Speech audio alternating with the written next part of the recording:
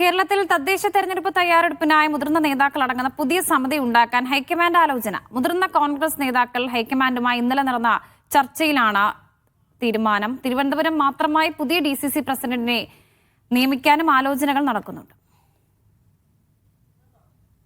നിലവിലെ തിരുവനന്തപുരം DCC അധ്യക്ഷൻ ശക്തൻ നാടാർ ചുമതലയിൽ താൽപര്യം കാണിക്കാത്തതിനെ തുടർന്നാണ് പുതിയ അധ്യക്ഷനെ നിയമിക്കാൻ ഒരുങ്ങുന്നത്. പ്രതിപക്ഷ നേതാവ് VD സതീശൻ മുന്നോട്ട് വെച്ച ചെമ്പഴന്തി അനിലിന്റെ പേരിനോട് KPCC അധ്യക്ഷൻ സണ്ണി ജോസഫും രമേശ് ചെന്നിത്തലയും പുറംതിരിഞ്ഞു നിന്നതോടെയാണ് അധ്യക്ഷമാറ്റം നേരത്തെ അവതാളത്തിലായത്.